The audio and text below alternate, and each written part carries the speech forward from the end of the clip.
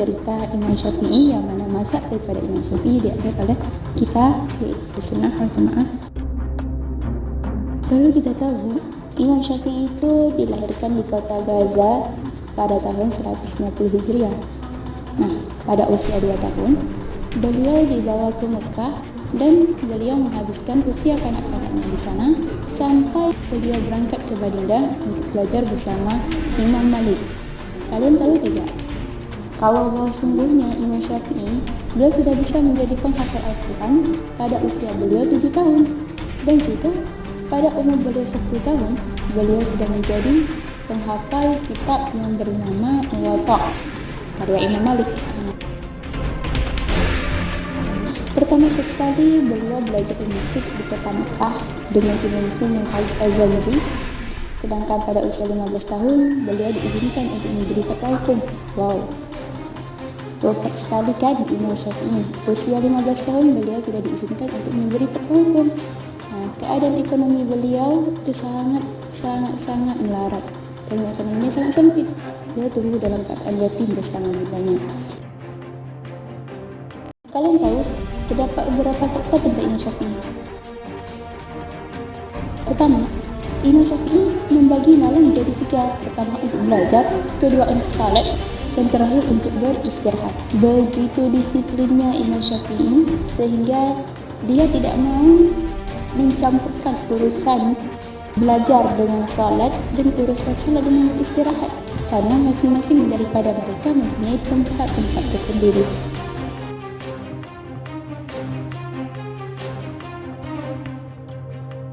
Kemudian Imam Syafi'i ini dia adalah seorang yang gemar membaca Al-Quran, sehingga dia mampu mengkhatamkan Al-Quran dalam sehari 1 kali, dalam sehari 60 kali di bulan Ramadan, dan semua itu dikerjakan salat.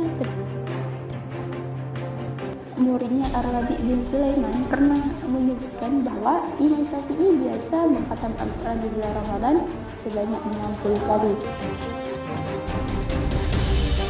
Ketiga yaitu Imam Syafi'i tidak pernah makan sampai kenyang sejak usia 10 tahun. Logikanya begini ya, makan sampai kenyang dapat menimbulkan efek negatif bagi tubuh dan ibadah.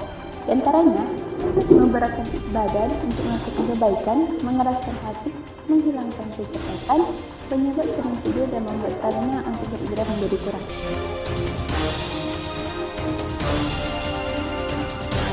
Kemudian fakta yang keempat, Imam Syafi'i tidak pernah bersumpah dengan Allah selama hidupnya walaupun itu kata yang jujur. Logikanya kita lihat di zaman sekarang, manusia adalah mengorbankan nama Allah hanya untuk pekerjaan duniawi.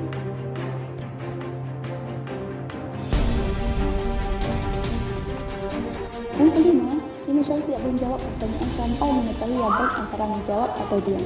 Sama halnya dengan Imam Hambali.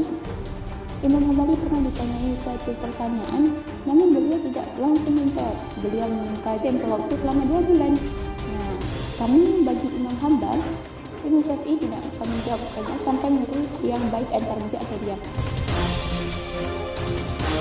Dalam Syarah Arba'in karya Imam Nawawi juga disebutkan bahwa Imam Syafi'i mengatakan jika seorang akan berbicara, maka hendaknya dipikir terlebih dahulu.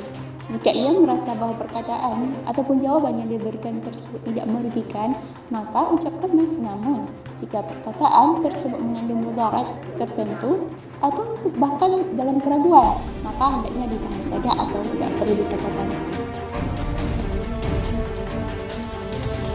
Dan terakhir, Imam Syafi'i ini merupakan seorang mujahid dakwah, orang yang mengabulkan doa. Kalau kita meneladani sifat Imam Syafi'i, maka insyaAllah kita akan ketemu beliau. Untuk hari ini, siapa yang mau menjadi seperti Imam Syafi'i lakukan, maka orang tersebut insyaAllah akan dekat dengan mazhab ataupun dekat dengan Imam Syafi'i. Sampai di sini dulu ya, apa cerita kita.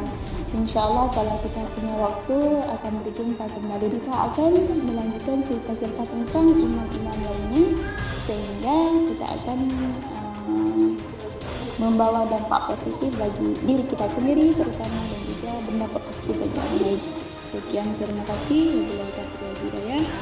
Assalamualaikum warahmatullahi wabarakatuh.